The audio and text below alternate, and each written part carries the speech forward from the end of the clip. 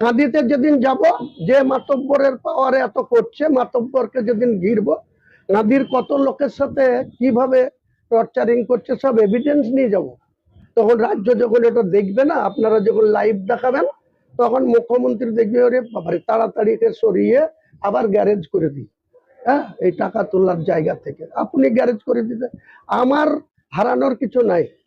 আমি হুমায়ুন কবির এমএলএ হয়ে জন্মাইনি, এমএলএ হয়ে মরতে হবে এমন কোনো দস্তখত কাউকে লিখে দিইনি। এমপি হতে হবে হয়তো আরো কোনো স্বপ্ন নাই। মন্ত্রীর নেতা শ্রীমান অপূর্ব সরকার, শ্রীমান বিশ্বদেব কর্মকার, যার বুথে 64টা ভোট পেয়েছে, সে আবার জেলার যুব সভাপতি। যখন নজরুল ইসলাম টার্জেন ভরতপুরের মাটিতে থানার সামনে কিছু মহিলাকে পয়সা দিয়ে জোগাড় করে কিছু তুলাবাজ প্রধানদের সহযোগিতা নিয়ে তৃণমূলের বিধায়কের ছবিতে কুশপুত্তলিকা পড়ায়, যখন তার ছবিতে ঝাঁটা মারে, তখন যার ছবিতে জুতো মারে, সেটা কি শৃঙ্খলা ভঙ্গ মধ্যে পড়ে না? ভোটের নিরিখে কাঁদি পৌরসভা, বড় বড় নেতা দেখলাম, অনেক বড় বড় নেতা, অনেক বড় বড় বাণী, সতর্ক বাণী, এবং আমাকে বহিষ্কার করার জন্য তিনি রাজ্য নেতৃত্বের কাছে সুপারিশ করছেন, ওপেন চ্যালেঞ্জ করে, যে একে দল থেকে ছেটে দেওয়া হোক, বহিষ্কার করে দেওয়া হোক। কারণ তাদের যারা নেতা, তাদের তাহলে এমনি লুটে খাচ্ছে, আরো লুটাটা অনেক সহজ হয়ে যাবে। কারণ হুমায়ুন কবিরই তো বাধা, আর তো কেউ বাধা দেওয়ার লোক নাই এই জেলায়। তো হুমায়ুন কবিরকে ছেটে দিতে পারলে আরো বেশি সহজ হবে। কিন্তু জানে না, জীবিত ইন্দিরা গান্ধীর থেকে মৃত ইন্দিরা গান্ধী ভয়ঙ্কর ছিল।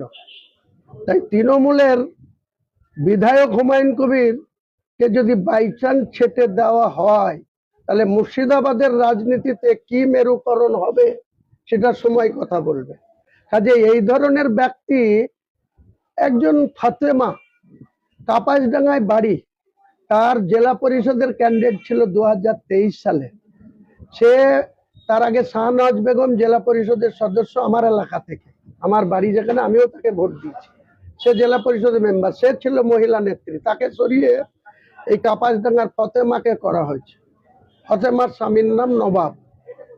3 মাস আগে আপনারা ফুটেজ দেখে নেবেন, ওই গোষ্ঠীর ভোট ছিল, স্বনির্ভর গোষ্ঠীর 45টা না কটা আসনের ভোট, 30 জনের কাছ থেকে 1.5 লাখ করে টাকা নিয়েছিল, দিয়ে তাদেরকে প্রার্থীও করেনি।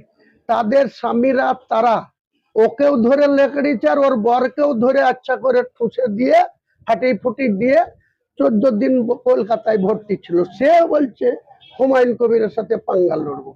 আবার ভোটের নিরিখে কাঁদি পৌরসভা